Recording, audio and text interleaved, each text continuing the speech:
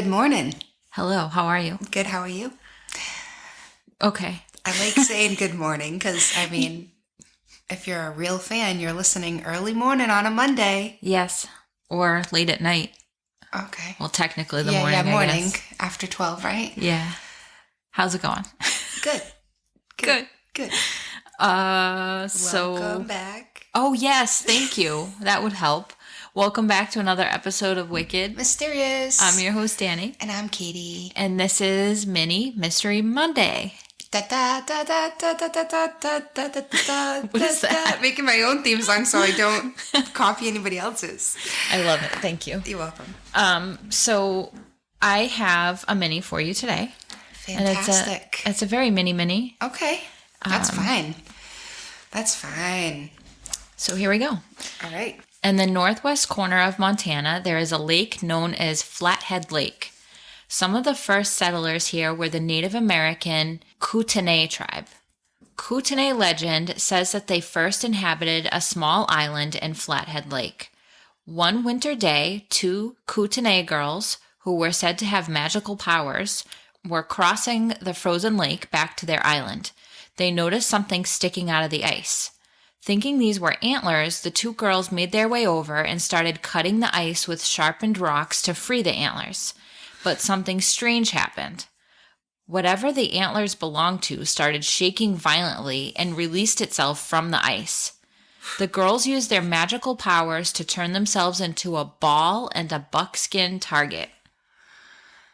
I searched all over for what a buckskin target is, but I don't know. I think it just means that one girl turned herself into a ball and the other turned herself into some kind of target. Right. Maybe to try to persuade whatever they thought that was to go after her. Which I don't know. I think they were just like trying to be incognito, I guess. Target? It's like such a weird, yeah. Okay. So yeah. Okay. Weird, but okay. Yeah. A ball. The monster shook. Oh, yeah. These are special powers. Yeah. Okay. The monster shook so hard that it broke all the ice surrounding the island and even shook the island so hard that nearly half of the tribe drowned. Oh, This shit. is why, as the Kootenai say, that there are so few of their people left. This legend has continued for 150 years. So let's get into it.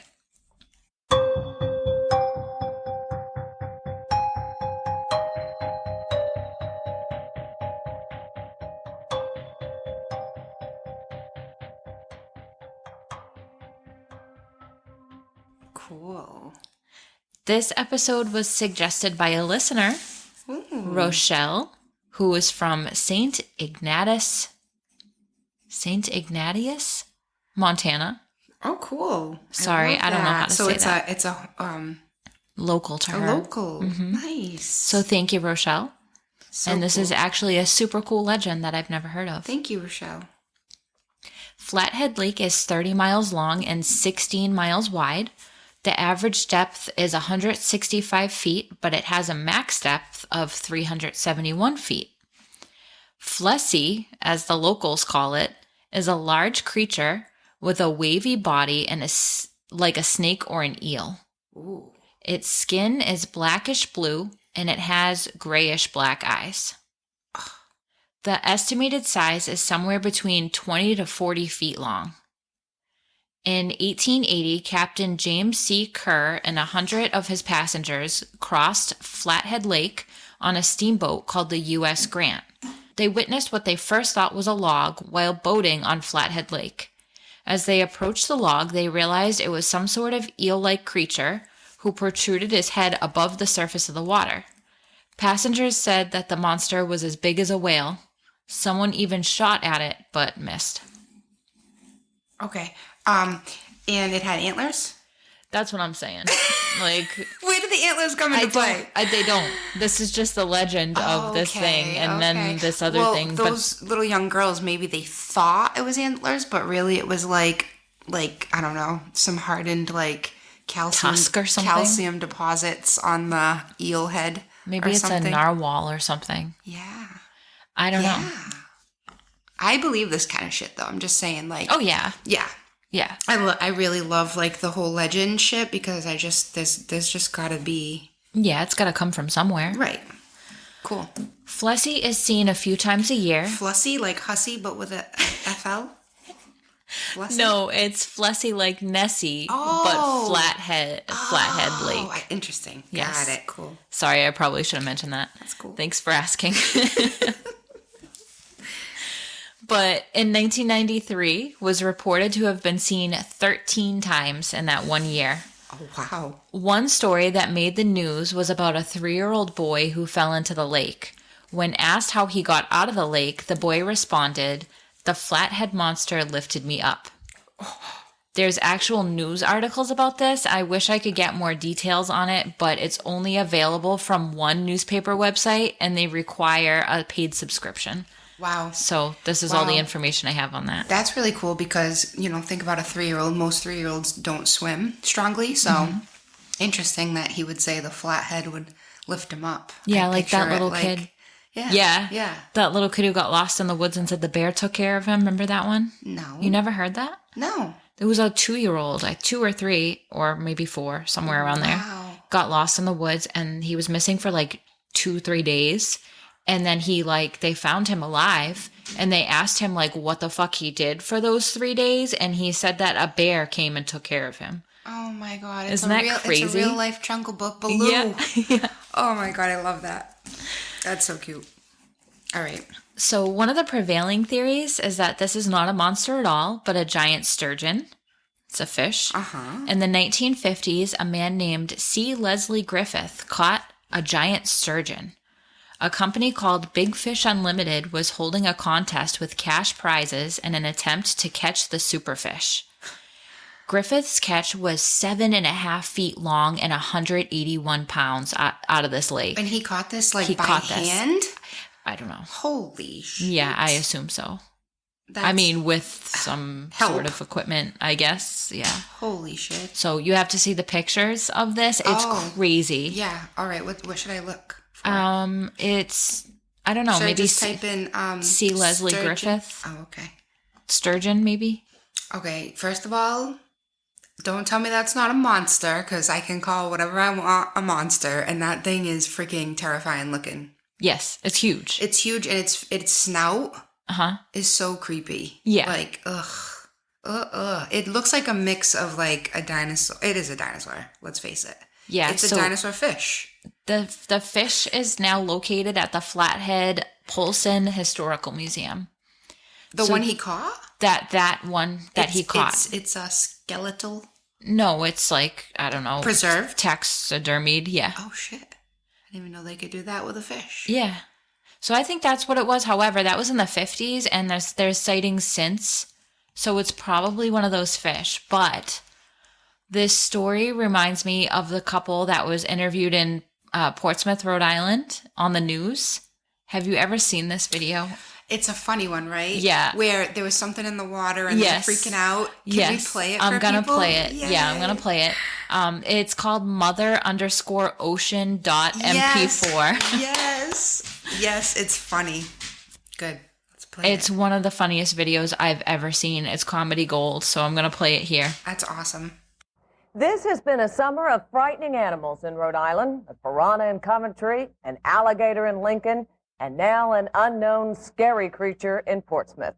Whatever it was so big and so scary, a Fall River couple thought they were going to die. It's a story you'll see only here on Eyewitness News. The couple spoke exclusively with our Sean Daly. Sean joins us now with their amazing ordeal.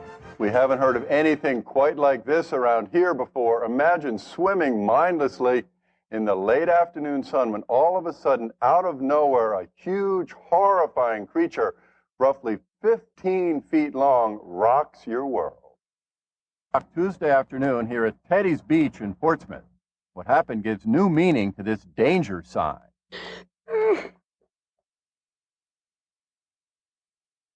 This is still hard for her, isn't it? Yeah, she went to a counselor to talk to a counselor this morning. So. It was low tide, and Rachel Carney was out beyond the danger sign, floating on her back, relaxing, when big trouble struck.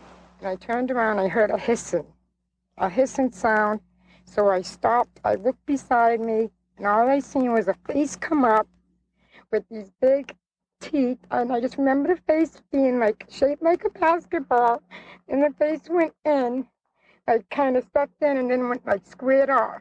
Then it had all white, and it kept swimming around me. It rubbed up against my leg, so I just stopped, and I pretended like I wasn't moving. That's when it rubbed up, went down, and kept going around me. It rubbed up against your leg? Up against my leg. It Literally. touched you? It touched me. That's how I knew it was scary. Scary. With scales, because I felt the scales, and plus I seen the face.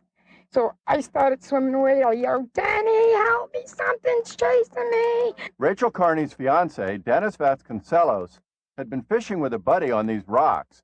He raced into the water. It's going to get her. I grabbed her by the ass, or rear end, and I grabbed her like that, and I whipped her in. We're over her head. I whipped her in. I says, Rachel, just swim. Don't turn around no matter what you hear, right? Now, I stood there, and the thing's going like around me and stuff, all right? And I can see how big it is and stuff, and it's gigantic, okay? It has scales on it and stuff. Now, all of a sudden, from me to you away, this big head comes up. Honestly, I've never seen nothing like this before in my life. It's like a basketball. It's like this big, okay? It comes up, and it's got these fangs, like my fingers, right? The first, this many in the bottom, and about 2 or 3 at the top, plus layers inside, okay? And it's like blackish on the top a little bit, and it's got a couple of scales that you can see and stuff, and you can see the white starting under its neck, and it shoots water out of its nose, right? And out of its mouth, it goes like this to me. It goes, and it spit the water out of me. Now I think it's going to kill me, you know what I mean? The group thinks the creature was attracted to blood from a nasty injury to Joey Melo's leg. Joey was out in the water as he is right now, cleaning his leg. Joey, how much blood was there? I bled for an hour and a half, and it just wouldn't stop. I will not ever go in salt water again, because I am that scared. I thought I was dead that day, honestly. I didn't think he was going to make it in time to get me. I just thought I was dead. I thought it was a fauna. At first, I thought it was an eel, okay? Because it was, when it was rolling first, right? It would roll, and you could see the white and stuff. But when it got to chase her, it was going like this. You know what I mean? Like they go a little bit like this, like a hump sort of. It sounds like a barracuda, similar, like that, all right? Man, you're still in the moment right now, 2 days later. You're still in this moment, are you? I am flipped over this. I went to bed. I've been going to bed with things grabbing me, wrapping around my neck, choking, fighting underground, and everything.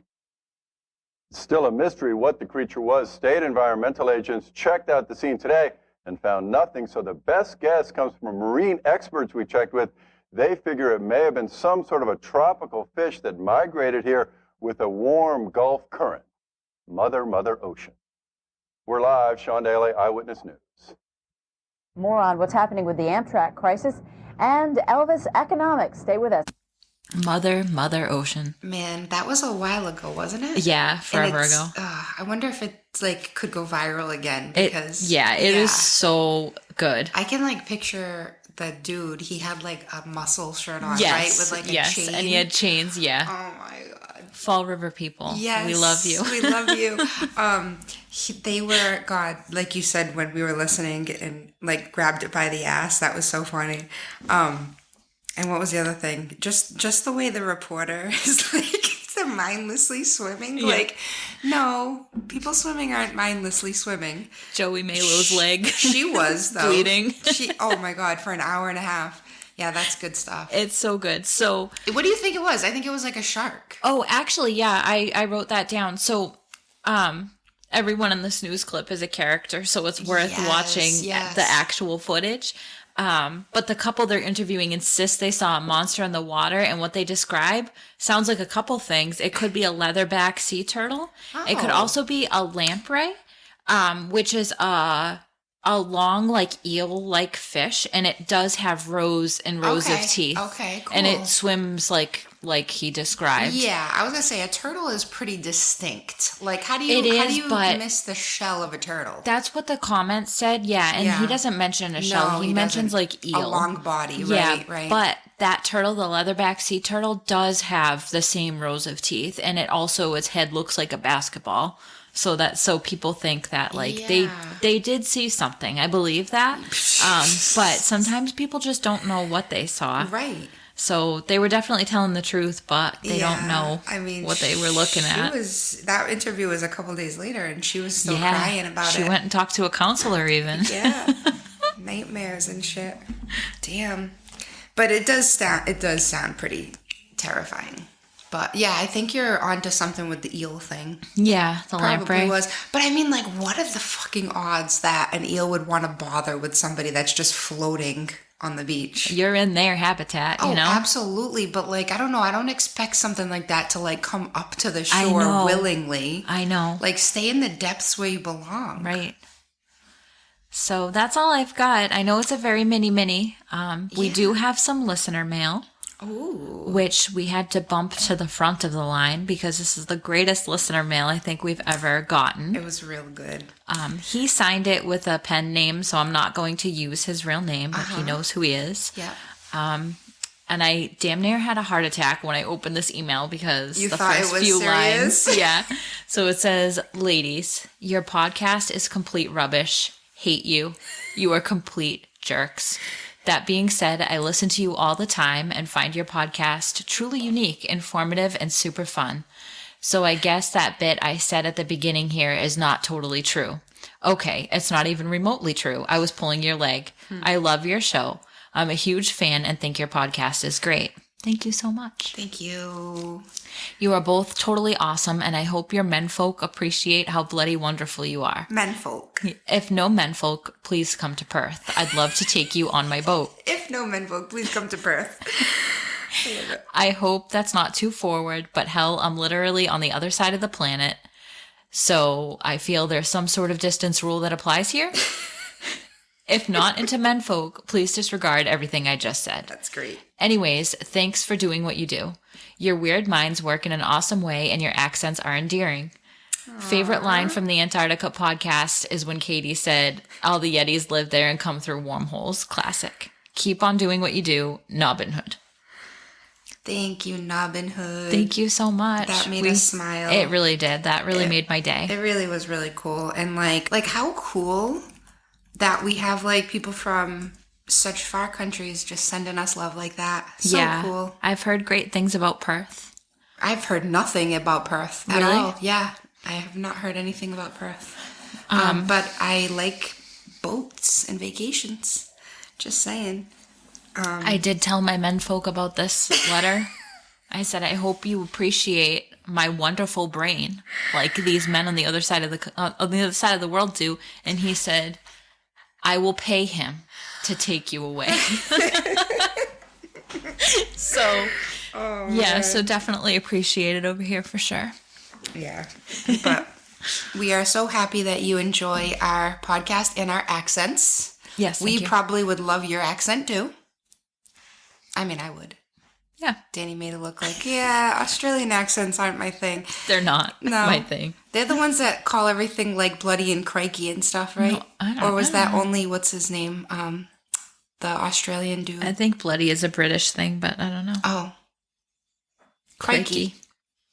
What's his name? Come on, you know. Steve Irwin. Steve. Good old Steve. So right. That's it and that's all. Thank you for that letter. It really made my day. Yeah, it was awesome. Thank you. Yes. Thank you so, so much. Keep listening. Keep being cool. Tell all your cool, weird friends. Yeah, please. The best way, we love the fan mail, but the best way to help us is to subscribe on all the things, especially YouTube. I'm trying to grow that. So yeah, that would be really helpful. Yeah. And ratings and reviews, especially on Apple Podcasts, is the best way to help us. Yes. So thank you. Do all that to support us and our email if anybody's interested in our fan mail. Sending us love and funny messages is wickedmysteriouspod@gmail.com. Yay. All right, well, tune in next week for a full length. Yes. And we will talk to you then. Stay mysterious.